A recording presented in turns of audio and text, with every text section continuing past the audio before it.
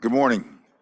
Let us call to order the Cuyahoga County Convention Facilities Development Corporation meeting for the date of Friday, July 21st, 2023. Let the time be reflected to be 8:33 a.m. And before we do a roll call, I am going to open the mic to Ron King for him to talk about the technology. Great, thank you, Mayor, and thank you, Mills James, for getting all this set up.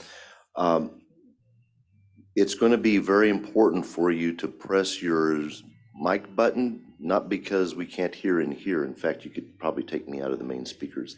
Not because we can't hear you in here, but for the people in the on the recording and for the people that are watching via the Zoom meeting. So always make sure you turn your microphone on with the button on the right.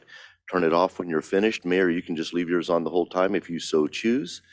And then for any of the guests that would like to speak, we have a wireless mic located at the end of the table, and the audio text will take care of you on that. And I also just wanted to say thank you to Levy for the great food this morning. That being said, Mayor, take it away. Are we live streaming or no? Okay. We're recording. Recording. All right, so I'm going to ask that you turn the speakers up because I'm not that. I need to hear a little bit better. So if you can turn those back up for me, please. Thank you. Julie, can you do the roll call? Sure. Mayor Sellers, Here. Majid McClue, Here. Tim Oftermatt, Here. Trevor McAleer, Here. Jeff Epstein, Michael Obie, Here. David Gilbert, Rashonda Smith, Eric Webster,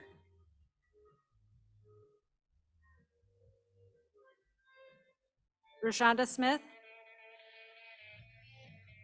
Hi, present. we have a quorum. We have a quorum. Thank you. Board, you have in your packet received the minutes from the last meeting. Any questions, comments, concerns about those meeting minutes that were presented to you? Move to approve the minutes. All right, Second. So there's been moved and seconded properly. All in favor signify by saying aye. Aye. Aye. Opposed? Perfect. Those meetings pass. We have Eric Webster, who was serving on this board, has since left the county and resigned from this board. We have been presented with, from the county executive's office, the nomination of Debbie Berry to assume Eric's position on this board. I am going to ask for a nomination for, or a motion to approve the nomination, excuse me, for Debbie Berry. Mayor, I move to accept the county executive's nomination of Debbie Berry for seat 2 and to appoint her to that position. Second. Second, as you can see from on the board, Debbie is the county's first deputy chief of integrated development. She was at GCP as a senior VP of major projects and real estate development, lakefront plan manager for the city of Cleveland, VP of community development at University Circle, fellow board member with me at Dopwick. So I would say before we vote, I want to say preliminary welcome, Debbie. All right, so we have, it's been moved and seconded. Julie, do a roll call. Mayor Sellers, Yes. Majid McClue, Yes. Tim Oftermatt, Yes. Trevor McAleer, Yes. Michael Obie, Yes. Rashonda Smith, Yes. All right, thank you. Welcome, Thank Debbie. You you. want to say a few words? Just thank you all very much. I'm really excited. It's my second day on the job with the county, and I'm learning a lot, but I'm really excited to be part of this board and work with all of you going forward. So thank you very much. Thank you. We're looking forward to you joining this board. All right, so we are going to, I'm going to ask for a motion to go into executive session to discuss a litigation matter. So moved. So it's been moved by Michael Obie. Is there a second? Second. Seconded by Majid. Is there We need a roll roll call? We need a roll call, right? We can't do it, right? Roll call, please. Mayor Sellers. Yes. Majid McClue, Here. Yes. Tim Oftermatt, Yes. Trevor McAleer, Yes. Michael Obie, Yes. Rashonda Smith, Yes. Debbie Berry. Yes. Thank you. I will now ask all that are not part of the board to please excuse yourself. We should only be momentarily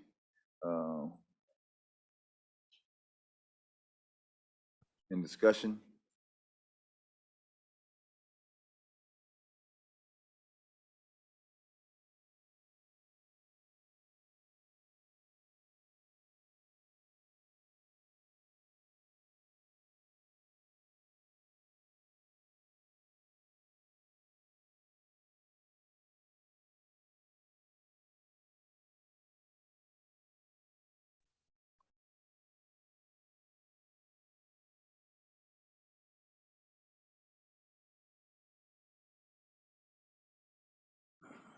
Transformer blew up.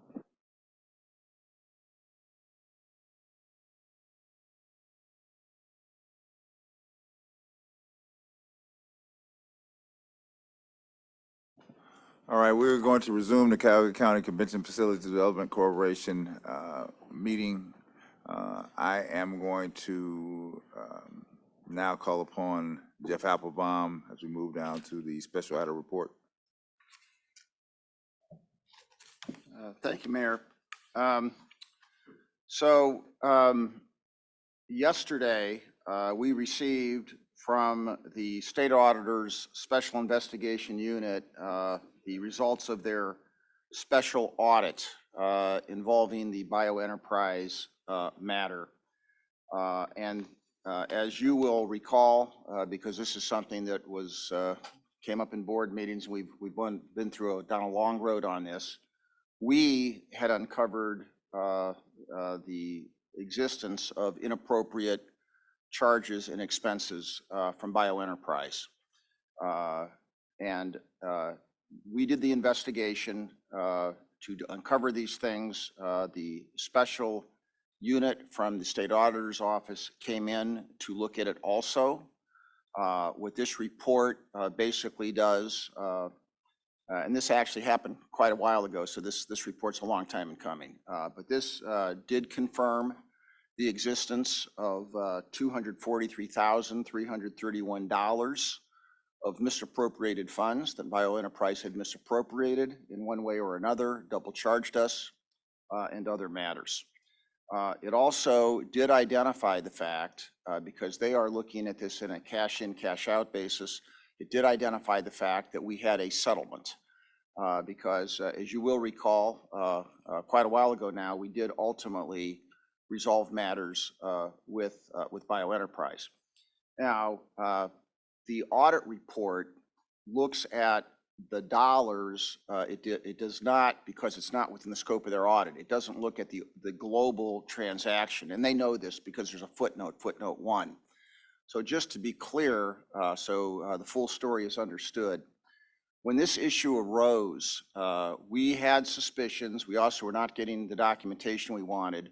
So we withheld payment from bioenterprise for everything they did in the entire 2019 calendar year. We owed them money, but we refused to pay it until this issue was resolved. By the time we got, as we worked through this and identified these expenses, bioenterprise believed that we owed them $500,000+, as was reported a long ago. We did our own internal review, and we believed that we probably owed about $243,000. So we did do a global settlement. We said, look, we are not going to pay you any more money. We understand that that has a value. So you have to give up that right. You have to also pay us cash, this $127,000. That amounted to about $379,000. We acknowledged, we believe they owed us about $370,000. So we made certain that we were receiving more total compensation than what we owed. So we did settle the matter appropriately. We did receive full compensation. By the way, the Attorney General's office that was investigating this was informed. They know that we had full restitution. So the one point I would make about this report is, while it is accurate in the sense of talking about the 243 and the 127, it does talk about a recovery of $116,000. They don't get into the legal issue of how that was resolved. That's in the footnote. We did receive the full compensation. We have settled the matter. So there's no action appropriate here because we've already resolved it. So I'll tell the board, and there is the mention of some management tools about signature authority. We addressed that in previous board meetings, and those matters are have been discussed, and we did some tweaking in the policy, but that's also been resolved. So what technically happens at this point in time is it comes back to us to determine what, if any, action we think is appropriate with the report. And since we know that we've already settled the case and received full reimbursement, obviously my legal recommendation is there's nothing to be done. We've already done it.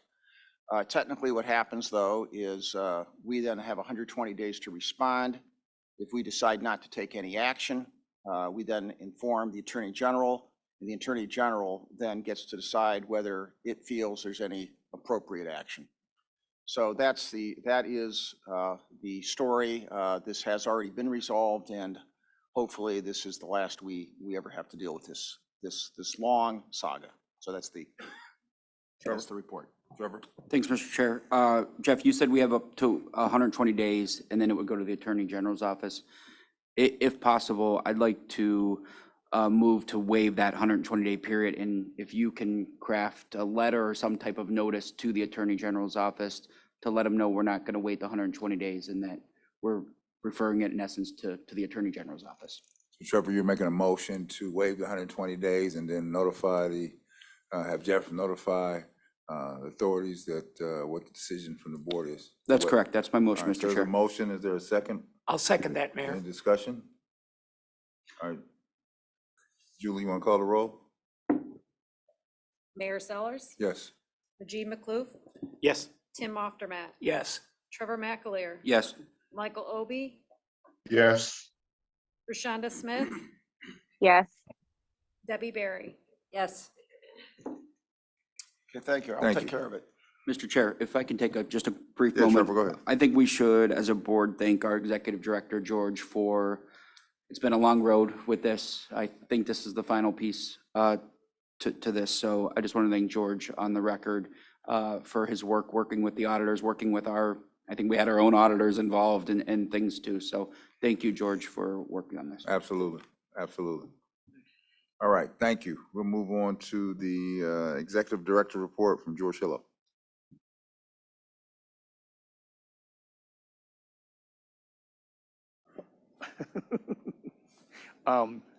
The first item we have is for Levy, we have a new general manager. He comes to us with a tremendous amount of experience. He spent 10 years with Michael Simon's group, 4 years with LeBron James's hospitality group. He was also with the Ritz-Carlton and Hyde Park. Chris Bupp, our regional vice president with Levy, is here today, and he will go into a little more detail on our new director's name is Jude, and we cannot pronounce his last name. So we decided if your first name is Jude, you don't need a last name. Thank you so much, George. I'm excited to stand here before the board and executives today to introduce Jude to our team. He brings a wealth of hospitality experience, a passion for service and excellence, as well as community engagement and sustainability and doing all the things the right way. It was a long search for this role. And when I spoke to George and Ron, I said, we're not looking for the next leader, we're looking for the right leader. I'm very confident that Jude is that for our team, and I'm excited to give the mic over to him to tell us a little bit more about himself. Thank you, Chris. I appreciate you allowing me to present today. And it's been a long time coming to get back to downtown Cleveland. I spent the last time in Akron working for the Brown James Veteran Foundation, and really one of my major core focuses is working with the first activity. I think one of the days were fully staffed, or you had a job that's posted and you just had all these applications being all right? Those concepts and things I know in there, I'm not bringing people up. And sometimes somebody says, what brings you joy?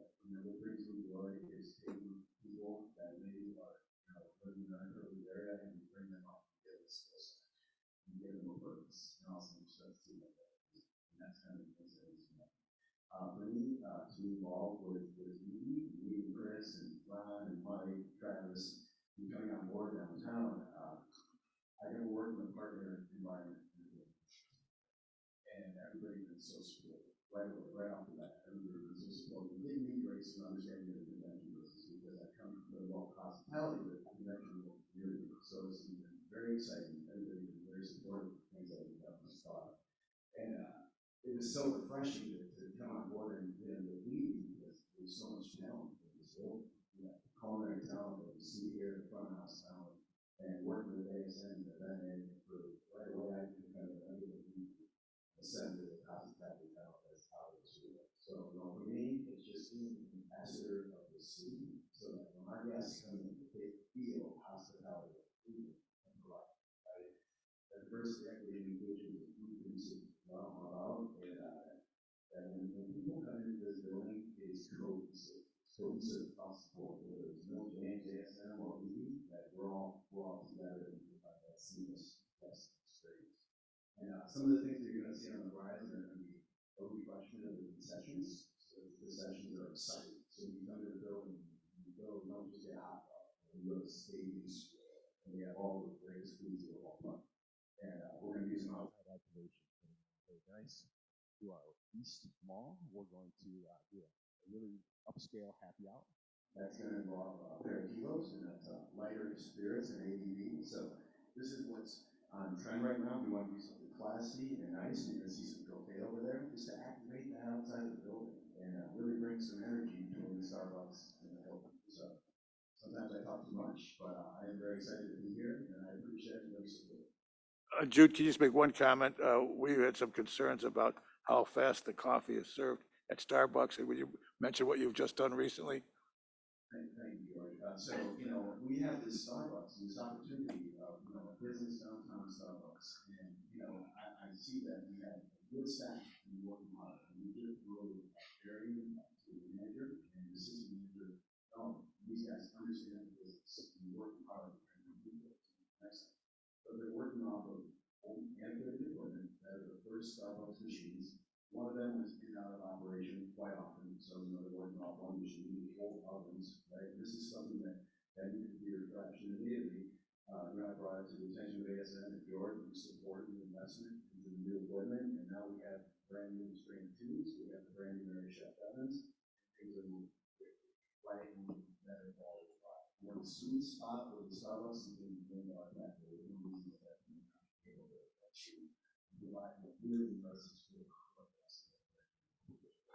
Should welcome and heard rave reviews from Georgia, but I feel you got shortchanged. So I think the entire board needs to hear your full name. You pronounce it the way that you pronounce it for us to know it. So it's Go ahead. should have been Beckham, and the Y should have been a J, but it's and we came over, it became a Y, so it's Jude. Mr. Chair, if I can ask just Trevor, a go ahead. quick follow-up. Jude or Ron, I guess, when do you foresee the outside activation starting, taking off? When are we going to see that? We're looking at the first week of August. Ron, can you notify the board when? Yeah, absolutely. And I want to say what's making this possible is a year and a half, 2 years ago, the board approved some bollard installations along the east that we then went to the city to get approved. And so that enabled us to get our liquor license. Now, the main purpose of that is so that our clients can have an outdoor space and have alcohol in that outdoor space. But with that, in partnership with the city and listening to Downtown Cleveland Alliance, Destination Cleveland, and others, being able to activate that, even for the people of downtown, the residents of downtown, I think will be a positive thing. So absolutely, we'll get the details out. We're looking at some entertainment to have out there, like a guitar player, nothing big, from 5 p.m. to 7 p.m. Correct, Jude? Am I saying that correctly? We're going to go a little earlier. Okay. A little earlier. We're still working on the details. We're thinking like a 3 to 6. We want to keep it to a destination provider to dinner. It's not going to be an all night.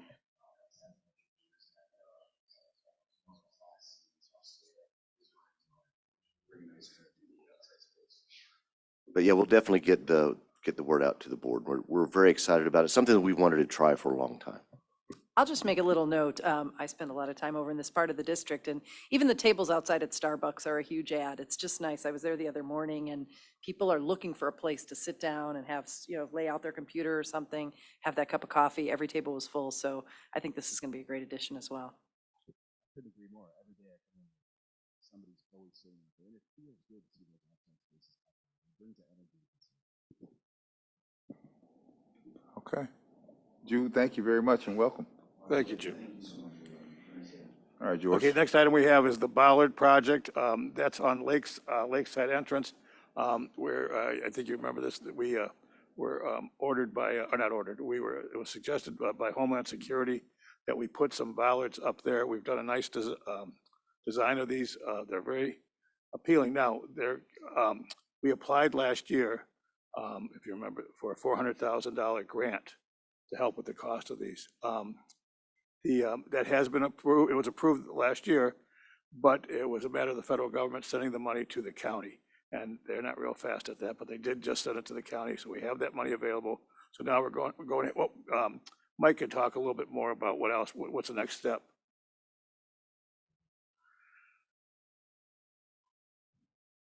Yes, thank you, George. So, as George said, FEMA released the funds to the county, and so we were pretty clear, and we're working with the county currently to help them with the process. So the county is putting these bollards, these specific bollards out for bid, and we're going to buy all the bollards. We're going to pay the amount up to the grant, the grant amount, and then we're going to pay the balance.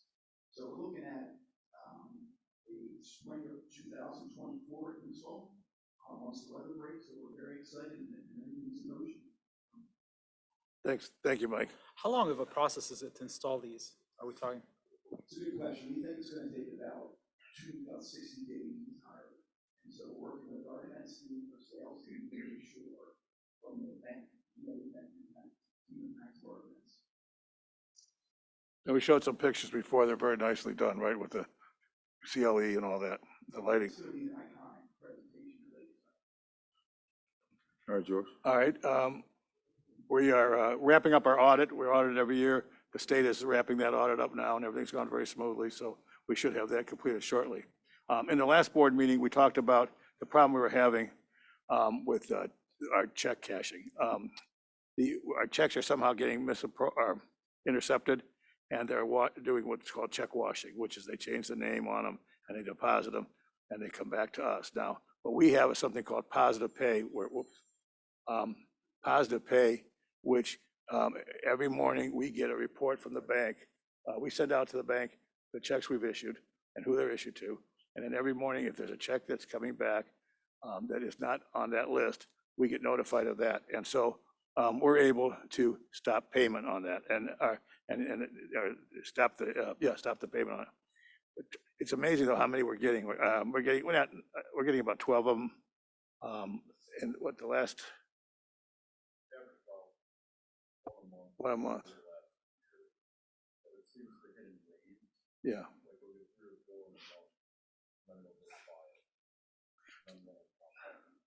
So George, this is not unique to this organization. No, it's not. Everybody, a lot of people out there, a lot of organizations are going to this positive pay now to Yeah, reconcile, positive pay right? helps us, but we have now discovered something that if they don't change the front of the check, they just intercept the check, fraudulently endorse the back of it, and get it cashed. The positive pay does not pick that up. They don't pick up the back of the check, just the front. So anyways, we are going to an ACH system, ACH system of writing, of paying our bills and such. ASM is in the process of getting that software in place so that we'll be able to do that. We hope to do it in the next 6 months. The last item is the ASM contract. It expires December 31st. We've gone over that from the economic standpoint with all the benchmarks. And Jeff has taken that and reviewed the legal issues there. And we would like to get it approved. We sent it out to you earlier this week. And if we can go and resolve any questions on it and try to get it approved today. And Jeff's going to talk about that. Thank you, George. Can we Okay, what we did, and keep in mind, the way that this management agreement came about, historically, the first important action was when we got out of the MMPI deal, we had the management agreement with SMG. Now, that management agreement has been in place, and we thought it was now time to do a few different things: to update the agreement, to look at comparable agreements, and to make sure that this is a state-of-the-art agreement, to look at the economics of the agreement, and to look at the terms of the agreement. So what I have here on the board, just very quickly, and you have in front of you the new agreement. If you want a red line to see all the changes, I will give you the red line, but I'm going to tell you the red line is extraordinarily messy because there's a lot of housekeeping changes and its and that's. So you can have it and I can give it to the board, but the essential elements are these. First of all, throughout the agreement, even though the SMG entity is still referenced because it is an operating division, the real entity that we're dealing with is ASM Global.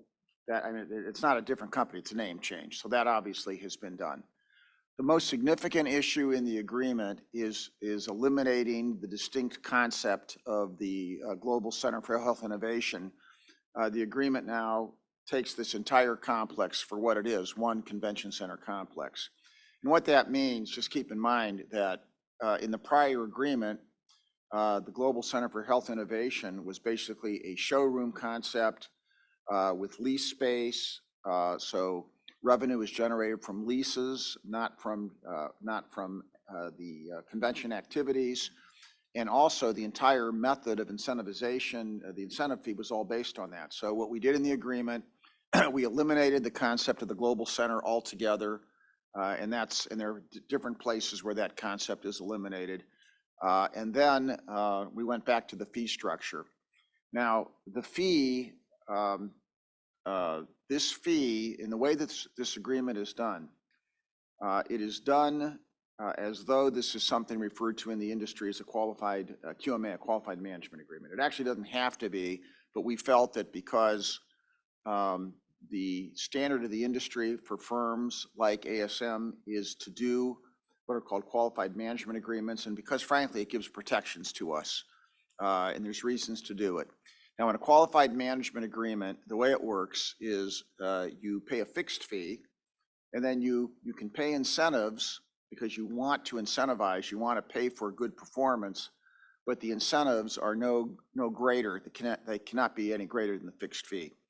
So in this particular case, what we have done is the following. The fixed fee, and by the way, the fixed fee starts out where it left off. So we're not increasing the fixed fee. But what we are now doing is we are escalating it or decreasing it by modifications to the CPI, to the relevant CPI index. But we are capping that so that if the relevant CPI index goes up or down for the following year, the fixed fee goes up and down, but it cannot go up any higher than 4% or down any more than 4% in a year. Which means, by the way, that for next year, the total fee they can get next year is no greater than they would have had anyway, because the way this agreement used to work, it was a fixed increase of $10,000 a year, which by the way was a higher percentage in prior years. In any event, so the incentive fee can be no greater than that fixed fee. Now, all the components of the incentive fee, so it used to be that there were incentives that separately related to the global center, how much you leased up and how much you got, and there were separate incentives that related to the convention center, particularly related to heads and beds, related to events, number of events, the volume of revenue from events. So what we have done is we have eliminated, and you have in your package the technical details of how that is done. But we've modified this so that the entire incentive fee now simply relates to convention activities, no longer anything about the former Global Center. And as a reminder, the incentive fee divides up into two categories. One of them is quantitative and one of them is qualitative. And qualitative evaluation is done every year. There's a scale, you can see what it's rated on. George leads that effort, but that is also done in consultation with the board. So that is a major component. And then, as I've mentioned before, the initial fixed fee will be no greater than it would have been under the old arrangement. Now, the other things we've also done in the agreement, we have, at a prior board meeting, we talked about adding to the agreement provisions relating to MBE and WBE. They have been added to the agreement. So now there is an obligation to use best efforts on those standards. And there's also reporting requirements. Now, at the end of every year, when you get the annual report, you'll also get reports on what was done in the prior year and recommendations for anything that could enhance participation in all contracts, MBE, WBE, that are under the aegis of ASM going forward. There's other technical requirements. We've modified the insurance program, updated in some fashion. Some of you are involved in our discussions about cyber insurance. There's now a clear obligation for ASM to have cyber coverage. They did have it, but it was not contractually required. So now we have added that to it. And then I will just say there's a litany of housekeeping modifications that are not material. They're just nits and gnats and things to update the agreement but have no. You can see them, but they're not of any material. They're not material. They're just housekeeping changes. And then finally, the term of the updated agreement, it's going to commence on January 1, 2024. It's subject to a 5-year renewal term. So it renews. Our obligation is the June prior to the renewal term. We make a determination. Either we renew, or we don't oppose a renewal, or we give notification, excuse me, that the contract will not be renewed. And that's really the sum and substance of a lot of change. Now, the other thing I want to say, we did go back and we did do a review of fees for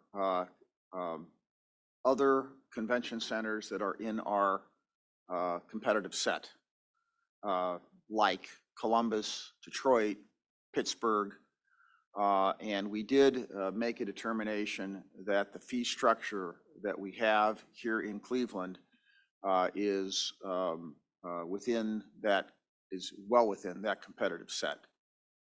We are getting a good competitive fee if we compare this to the fees that are being paid both to ASM, because they are the leader in this industry. They have more of these than anybody, but to others. So we're getting a good deal here.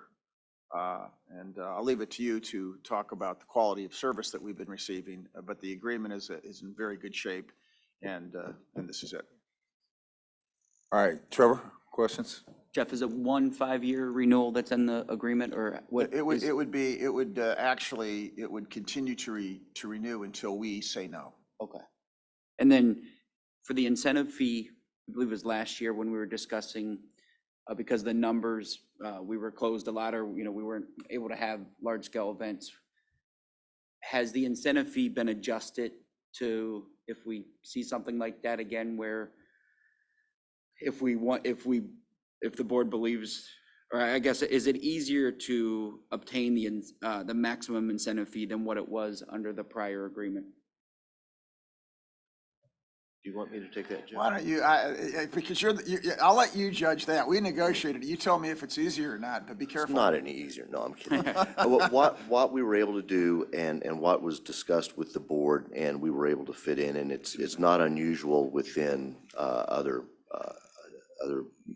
locations, is more of a sliding scale. So for example, if we get 90%, we get some fee, as opposed to if we don't get 100%, we get zero fee. That was the. All right, and that was our That's what we discussion. discussed. Yeah, I should have mentioned that. So So what happened before is you got to certain points and you either got the fee or you didn't. And then there were reasons why someone didn't get it. So what we did is we made this more of it's a sliding scale. The more you do, the more you get up to the cap in each category. All right, any other questions? Mayor, I just have one in confirming all of the fee structure in this agreement is within the confines of a qualified management agreement? It would be under, Okay. assuming, but I'm not agreeing that it has to be, but it is. I understand. Okay. Okay. All right, I have a question, Go ahead, Mr. Debbie. Chairman. So related to the WBE and the MBE, are there incentives related to that at all? Or it is just best efforts? Well, no, there are goals, and then one of the criteria for the incentive fee does relate to their performance on WB, MBE. Okay, and then my second question is, a year is a long time to look at that evaluation. I know this is a 5-year agreement. Is it possible that maybe we, the board, can get an update at 6 months maybe? I know they need some time to be able to do that work, but I think for course correction or suggestions, it might be better if we just, had the reporting a little bit more frequently. I don't want to make it onerous, but Typically, we will report that on a monthly basis. you would anyway. Yes. Okay, Yes. that's perfect, thank you. Yeah, so what you're going to see is that a lot of these financial performance things, they report every month on how they're doing. That's perfect, thank you very much. All right, so we have the operating, management agreement, on the agenda. Is there a motion to approve that agreement? So moved. Motion is made, Second. moved and seconded. We will do a roll call, Julie? Mayor Sellers, Yes. Majid McLoof. Yes. Tim Oftermatt, Yes. Trevor McAleer, Yes. Michael Obi, Yes. Rashonda Smith, Yes. and Debbie Berry. Yes. I think there's a comment G wants to make. I just wanted to take a second to recognize what we just did. I think put it in a larger perspective. We didn't align the timing to work that way, but it just somehow worked itself this way with the conclusion of the bioenterprise and audit thing and Trevor's motion and the amendments to this agreement. We are officially putting an end to an era. The Global Center for Health Innovation was a dead thing for a long time.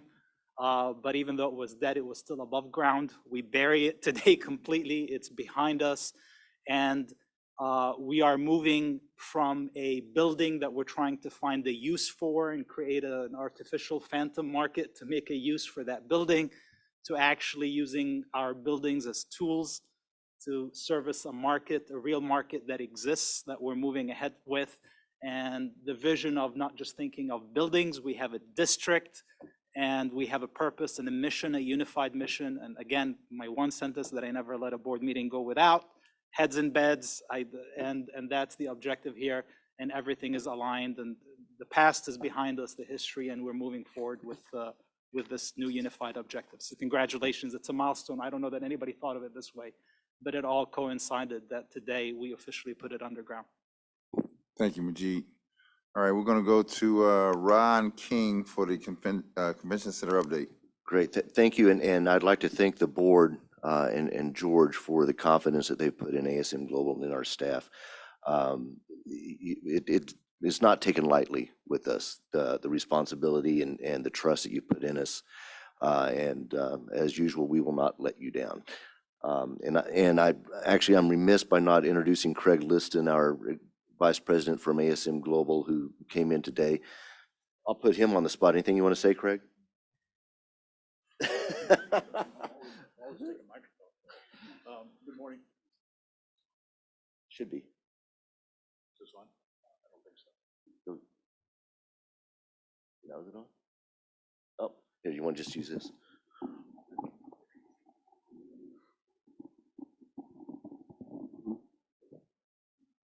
You on off switch, apparently. Yeah. Good morning, everybody. Thanks for. First of all, thank you for the extension of the contract. I've been involved here since before the management. Always enjoyed coming back up here. I did take a tour with Ron and Mike yesterday of the revitalized space upstairs. Excited about the possibility. It kind of dovetails with our company's initiatives in trying to enhance the exhibitor experience and attendee experience and provide meeting times with additional options to really upgrade the presentation of their events. So I'm excited and bullish on the opportunity that the CFD events have done, and looking forward to making that a reality. So, thank you very much. Thank you. All right. We are going to the, Yeah, I have a couple of things, Mayor. do you? Just a couple. I'll make it quick. So second quarter financials, we did 55 events in the second quarter, over 142,000 attendees. Just kind of dropping to the bottom line. Currently, we're tracking about $25,000 favorable to budget. I want to talk a little bit about sales and as it relates also to the expansion. We've had a great year, and Travis and his staff continue to do great things. The major events that we hosted in the second quarter: Precision Machine Products Association, American Foundry Society, the Forge Fair. So a lot of really nice trade show things that we hosted. National Association for Surface Finishing. Upcoming, some great events that are upcoming. In fact, moving in very soon. National Organization of Black Law Enforcement Executives, NOBLE. 3,300 room nights, 1,500 attendees here. Society for College and University Planning. The Independent Jewelers Organization. American Paper and Pulp Association. American Trucking Association, which is a one that comes often, and BFG Supply, which is an annual 2,500 people on that. But what I also want to talk about is with our partnership with Destination Cleveland, those events that we've booked out into the future. National Association of County and City Health Officials, Sports Event and Tourism Association. So that is for David Gilbert what ASAE is to me. So that's a big one for the city. International Municipal Sign Association, International Bridge and Tunnel and Turnpike Association. There's an association for everything. But the main thing I want to talk about, and now I can't find my sheet of paper, Travis, so you might have to step up to the mic. We were able to book advanced reading. Where's Travis? Good grief, breaking my neck here. Advanced reading. We were able to secure a 3-year contract with them.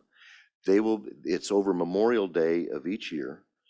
It is how many attendees, Travis? 15,000 room nights and 1,200 attendees. Per year. We would not have booked this if not for the renovated convention center. So they will be using the entire building. They are very excited about it. The food and beverage for this facility is approximately $1 million per year.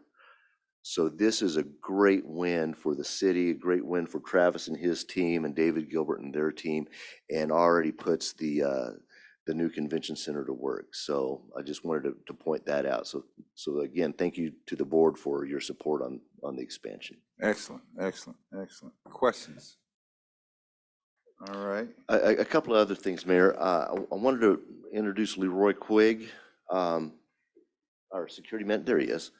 Our security manager. He came to us from Dallas. He was a major with the police department there. He worked the gang unit, but then what he really was great at was community outreach. He was in charge of community outreach for Dallas Police Department.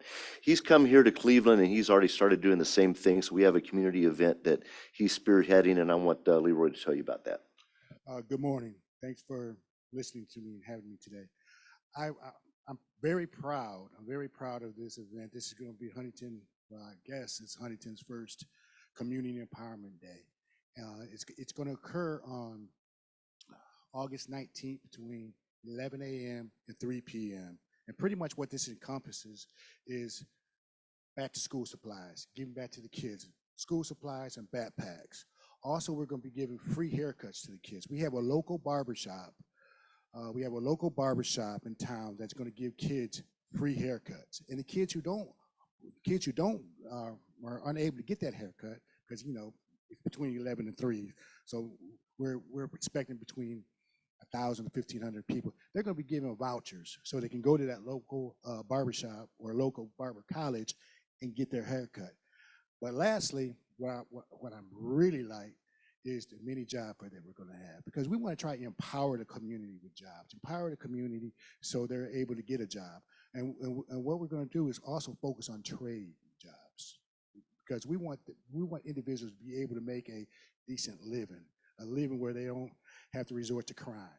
So I'm very excited about that. We also have community partners that are going to assist us with this endeavor.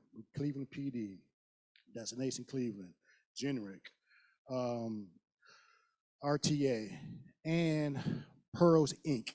They're one of our lead drivers who are going to lead this as well with the Cleveland PD in trying to get this event to be successful. Also, I'd like to thank our internal staff here at the Huntington Convention Center, Travis and Zach in sales, Harold Davis in events, and of course, our new guy, Jew with Levy, to help us really make this a successful event. So that's what we got going on. August 19th, mark it in your calendar. August 19th from 11 a.m. to 3 p.m. Thank you. That concludes our report. All right, thank you, Ron. Thank you. All right, we will move to the project update by Ellis Katz. Thank you, Mr. Chair. Ellis Katz, PMC. We're going to give you a little PowerPoint show on the status of the construction, followed by a little update on the financial aspects of the development. I also wanted to let the board know that if you want a tour of the facility after this meeting, we're open to having one. If you want to, just let us know. But I'm going to turn it over to Ed Pepperoni and Terry Donovan of Turner to give you the presentation. Good morning. We're gonna touch briefly on the project schedule. We're also going to talk about the workforce and safety, and we're going to touch on our community outreach regarding subcontracting and the diversity of our workforce. And also, Terry's going to walk through some construction photos of where we are on the project. Right now, the timeline shows us in mid-July, and I'm proud to say that we are on track and on schedule to where we thought we would be at this point. So we are pushing ahead. We have about an average of about 40 workers on site every day. Next slide, please. Terry's going to give you an overview of what exciting activities we're doing now, what's coming up in the next several months. You got it. Thanks, Ed. So one of the big milestones that we've got is we actually did pick up and we have our final building permit for the project. So we went through a three-phased approach to getting our permits to keep this thing on schedule. And happy to say we have our final building permit in place. We're actually done with the micropile foundations at the west facade. So we have 2 new foundations, 10 micropiles each for a total of 20. That work is now complete. We're pouring the concrete caps. We poured one of them this week, and next week we'll pour the other one. We're continuing demolition on the concrete edge of the slab at that west facade. And we're actually about done with the monumental stair and escalator steel that's up above the atrium ceiling. We're actually hanging those from the structure above. So that steel is all installed. We've installed spray-on fireproofing on that steel, and we're in the process of buttoning back up that drywall ceiling. So we're basically mudding, taping. We'll be painting next, and then we'll be following that up with tearing down that scaffolding that you see in the atrium. Some of the look-ahead stuff then is those foundations I talked about out on the west side. We're reinstalling the ceilings, like I said, in the atrium. And then on that west facade along C line where we removed the exterior of the building, we're going to be pulling off steel and putting in larger steel that basically builds that new truss that enables us to get rid of those columns so that you have one big open ballroom when we expand your ballroom.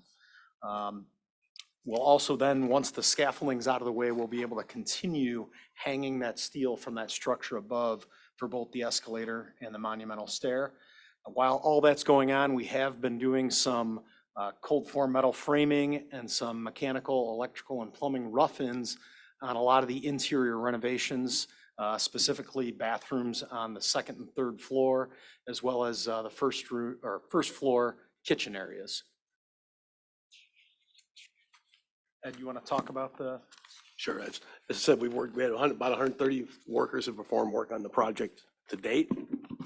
As of June, we've expended approximately 21,000 man hours on the project, And we had one incident of an injury, but it was no lost day injury, a pinching of a finger. So we've been very safe on the project.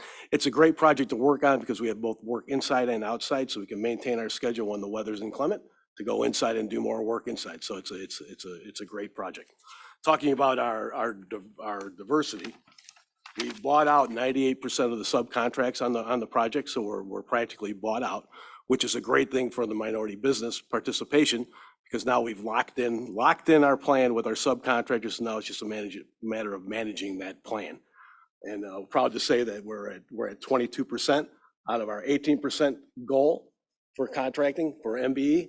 We're at 9% above our 7% goal for FBE. And for small business enterprise, we're at 13% in comparison to our 5% goal. So our minority business plan has been set with everybody being bought out. It's just a matter of managing that process. Our workforce is headed in the right direction. We got a great start to that with 38% county residents with a goal of 40. And once our workforce starts growing more, we're at about 40 people right now. We expect to grow another 30%. And that gives us more and more opportunity to exceed that goal, which we're confident we're going to do.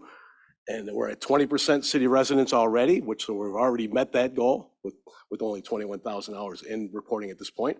15% minority workforce, our goal is 18, so we're going to be pushing that number over the next several months also. And female workforce is at 2% versus our goal is 6%. So coming out of the gate, I think we have a great jump on this, being the specialty work we're doing right now. When we start building out the building, we'll have even more diversity in our workforce. One thing I want to add to that for everyone, we also executed the project labor agreement. So we have fully negotiated and put in place our PLA. The PLA does have provisions that help to enhance getting to our participation goals. And I did want to mention our partnership with labor because we have that agreement done. And that is crucial because there are a lot of projects in town all fighting for the same workforce. So having that document with the building trades helping us to push those workers to our jobs is gonna help us exceed our goals. Yeah, just a couple of photos. Top left is actually the drilling rig that we had in, so that's what actually installed those micro piles. So we're actually done with that unit now, but those micro piles go down 200 feet into the bedrock. There's 20 of them, 10 at each location. The center photo is some of the rough-in that was done in the kitchen. And both pictures off to the right are your bathroom renovations that are occurring on the second and third floor. And then the bottom left photo is a photo above the scaffolding there, and that's actually all drywalled back in. But it's a lot of the stuff that you're not going to see at the end of the day. It's the steel that's up above that we had to put in, spray fireproof, and then you kind of close it all back up and it goes away. But that's what's going to support the hanging of the escalator and the monumental stair. With that, if anyone does want a tour later, we've definitely got the ability to take anybody around. Thank you. One thing Terry didn't say, it was absolutely fascinating watching them thread very large beams up into that ceiling to make the attachments to the existing truss that's up there. And they did a tremendous job. No one even knew it was happening. It was just amazing to watch. In terms of the overall budget, this slide doesn't look very dissimilar to what we showed before in our last board meeting.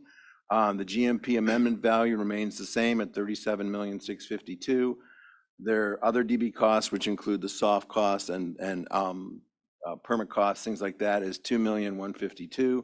We've had $312,000 of approved change orders, so the adjusted total value is $40,116,000. That $312,000 is paid for by contingency that we carry in the owner's side of the budget, so it's offset. So there's really no increase in the overall value of the development at all. So you can see the owner costs that we had held in the budget started at 7.6 million minus the 312, we're down to 7.3. And then there were initial project costs paid by CCCFDC before we closed the loan financing of $1.6 million. So our total development budget remains the same at $49 million. Next slide. We wanted to talk a little bit about contingency status because it's something that we're monitoring very carefully. The reason we monitor it is on every project, what we try to do, we always carry a list of ad alternates, things that we couldn't put into the job when we bought it out for guaranteed maximum price. And so working with ASM, we're trying to implement as much as we possibly can back into the job that we pulled out. And so if there is available contingency to use, we're going to use it for those ad alternates. And that's some of why you see some of the change orders you see now. I'll give you an example. We moved some carpet that was recently installed, maybe Mike, 2 years ago? Yeah, and we moved that into a new space so that we can reutilize it versus having to buy brand new carpeting. But that was a change order that we used for a positive gain for the project. So there is a design builder contingency within the guaranteed maximum price. That is Turner's to use should they encounter issues with their buyouts or with issues with regard to scope misses that they might make. They're allowed to use it as per the contract. However, as we develop and build out the project, if there is money that is unused, it goes back to our development budget. And so right now, that contingency, which is 3% of the value, is 1.667 million, of which we've only spent 388,000 of that contingency. There is additional projected spend on that contingency, but we don't think it's going to be nearly all of that contingency. At least that's what we're shooting for. Right now, that leaves us with $1.3 million, $1,279,807 on the design builder remaining contingency. On the development budget contingency, we had two contingencies. One was to cover hard costs. So if there was a change order by Turner related to changes that ownership made, that money is to cover for that change order. In addition, we had another owner contingency to cover unexpected soft costs or miscellaneous costs that we didn't expect in the budget. And it's really a protection for the overall project for you. When you add those up, the hard contingency of $2,307,816, the additional owner contingency of $1,650,000 minus the use of the 312 that I mentioned before, we have a remaining value of $3,645,718. So when you add the two together, right now we're looking at $4,925,525 of contingency. We're going to continue to monitor that. As I noted, our goal is to use it as much as we possibly can.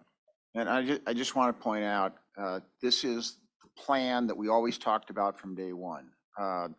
We could have, this is the conservative way to do it. You absolutely budget for what you need. You put in, we have a want list. We've already bid out a lot of those wants.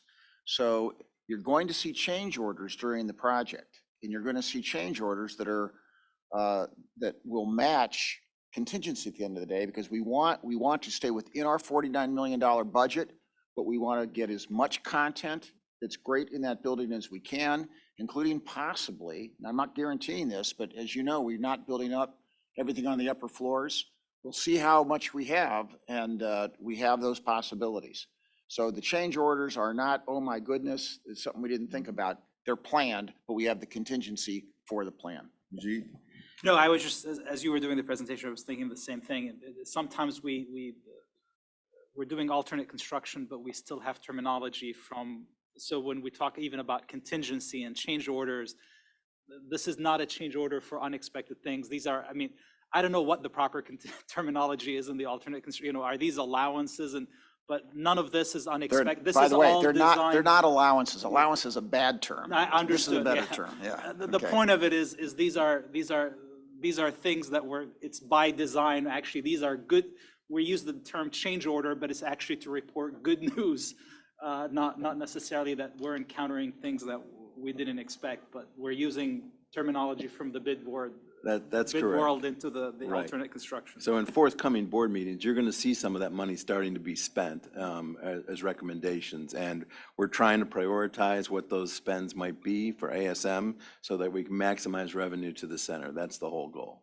Ellis, what do you think the biggest risks are that remain? Actually, we're in good shape because foundations is always a big risk, and we're over the hump on foundations. The next big risk is to get the building fully enclosed. In fact, once the building is fully enclosed, Turner knows this, we're going to approach them about a contingency reduction. But we want to get past that point because then it's just an interior renovation, and there's much less risk in an interior renovation. The biggest risk, by the way, I think we've already gone by, getting the micropiles in and down and the truss. Those were the biggest risks, and we're already beyond them. Trevor? I don't know if this is for Jeff or Ellis, but who approves the use of the contingency? Is it Ellis as our, I guess, owner's rep, or who has the final sign off on the use of contingency?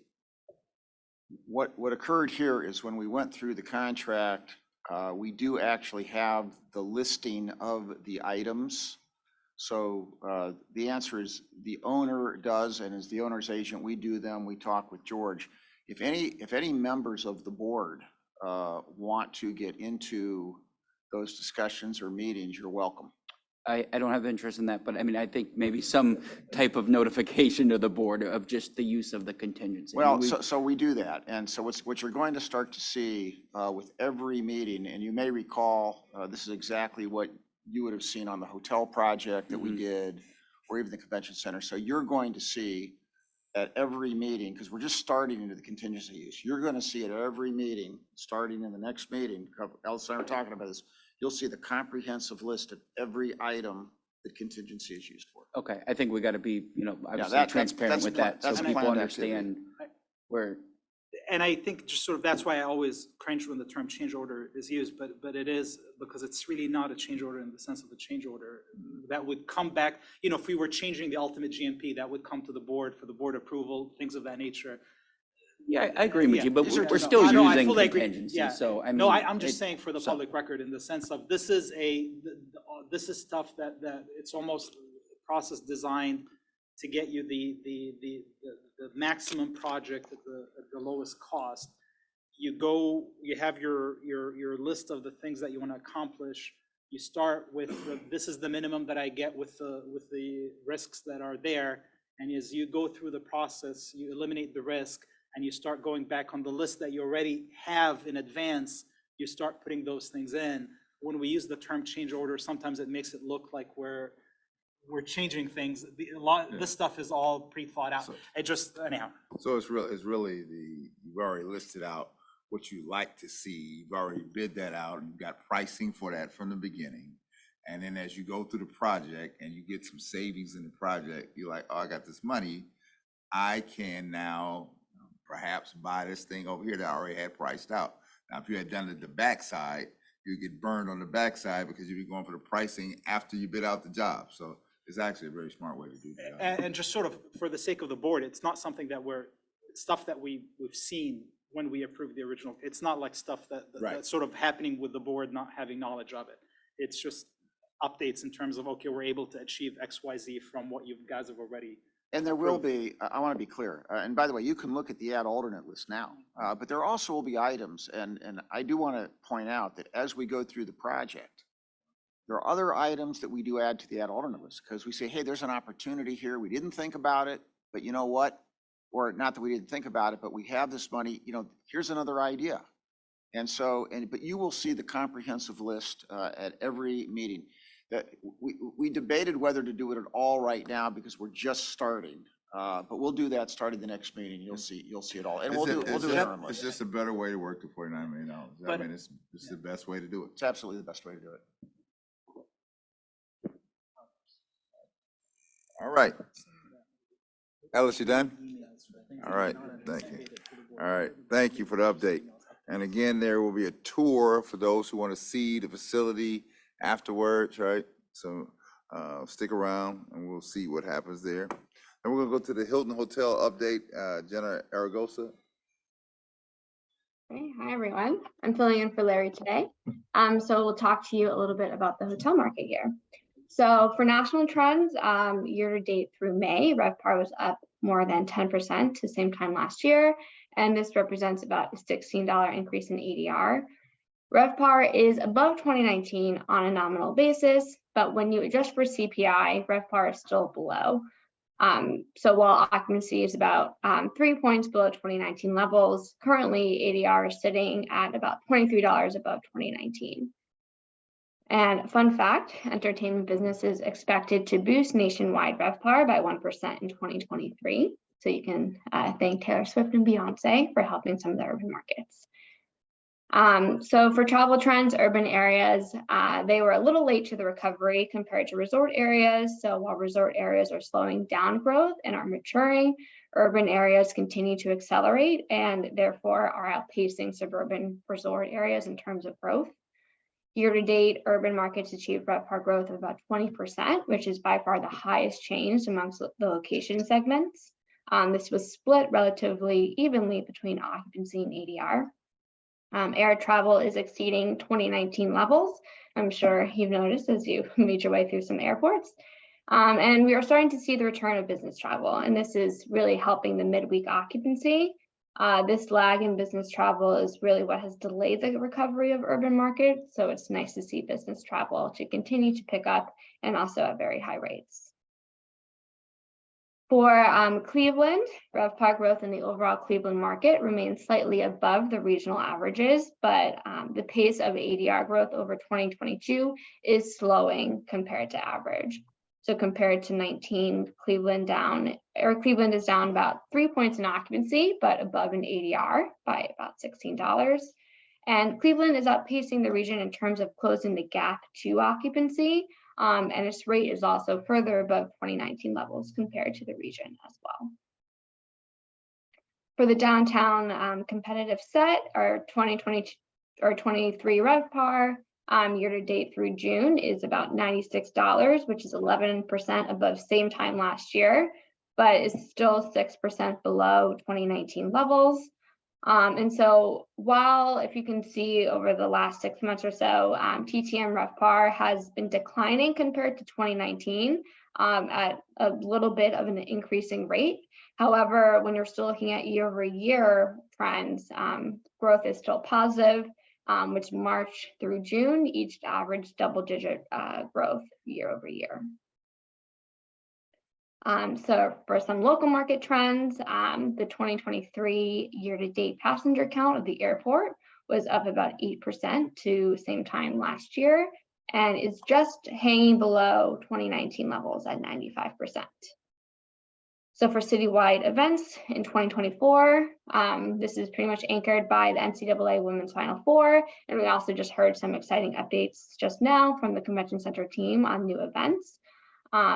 We also talked about the Huntington Convention Center renovation, as well as the Rock and Roll Hall of Fame is happening too. So there are exciting updates to the Cleveland market that will help Cleveland bolster their group market in years to come. Also a little unrelated to groups, but Cleveland will be in the path of totality for the solar eclipse next year. So something I'm excited for. So we expect to see some uplift in demand as a result of that.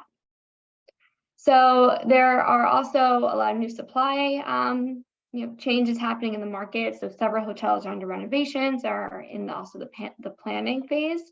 Some of the projects aren't adding new rooms. So the Renaissance is being renovated and converted to an Autograph.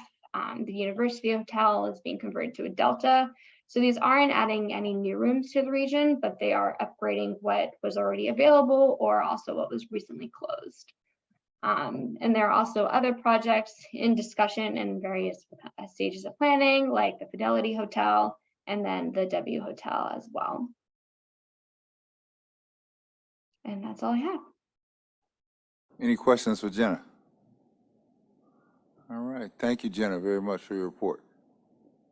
All right, we'll move on to old business. Any old business before this board? No old businesses to my knowledge. All right, and then we'll move on to new business. No new business as well. All right, and before we, the next quarterly meeting is on Friday, October 27th, 2023 at 8:30. We will announce the room. Before we adjourn, any questions, comments, concerns by anybody? Floor is open. All right, so we will have a tour immediately following this board meeting. Thank you all for attending. I ask for a motion to adjourn. So move. All right, moved and seconded. All in favor, say aye. Aye. Aye. All right, opposed? None. This meeting stands officially adjourned. Thank you for your time.